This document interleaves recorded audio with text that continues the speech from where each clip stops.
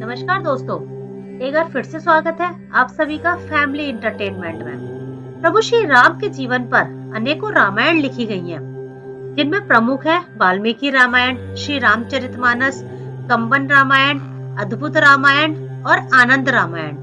लेकिन क्या आप जानते हैं कि अपने आराध्य प्रभु श्री राम को समर्पित एक रामायण स्वयं हनुमान जी ने लिखी थी।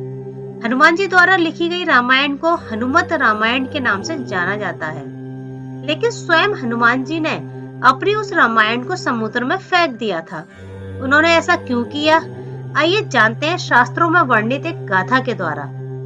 जब लंकापति रावण का वध कर भगवान राम अयोध्या लौट आए, तब हनुमान जी राम जी से आज्ञा लेकर हिमालय पर तपस्या करने चले गए थे। वहां वे अपनी तपस्या के दौरान एक शिला पर प्रतिदिन अपने नाखून से रामायण की कथा लिखते थे। इस तरह उन्होंने प्रभु श्री राम की महिमा का उल्लेख करते हुए हनुमत रामायण की रचना की। कुछ समय के बाद महर्षि वाल्मीकि जी ने भी वाल्मीकि रामायण लिखी और उसे लिखने के बाद उनके मन में इसे भगवान शंकर को दिखाकर उनको समर्पित करने की इच्छा हुई। वे अपनी रामायण लेकर शिव के धाम कैलाश पर्वत पहुंच गए। वहां उन्होंने हनुमान जी को और उनके द्वारा लिखी गई हनुमत रामायण को देखा। हनुमत रामायण के दर्शन कर वाल्मीकि जी निराश हो गए।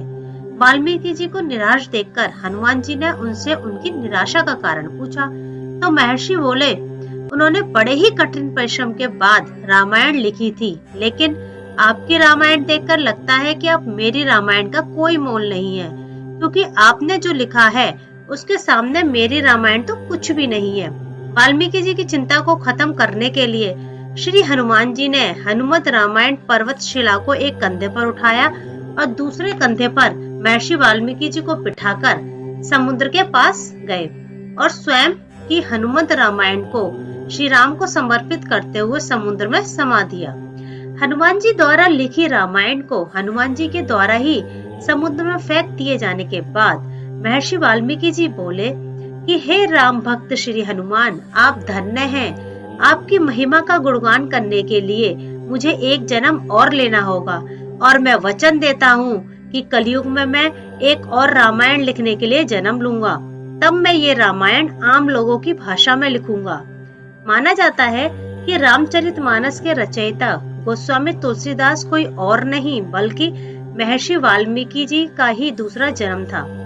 तुलसीदास जी ने अपनी रामचरितमानस लिखने से पहले हनुमान चालीसा लिखकर हनुमान जी की गुणों का गुणगान किया था और इसके बाद वह रामचरितमानस लिखते हैं। आज की वीडियो में इतना ही, मिलते हैं अगली वीडियो में, तब तक के लिए धन्यवाद।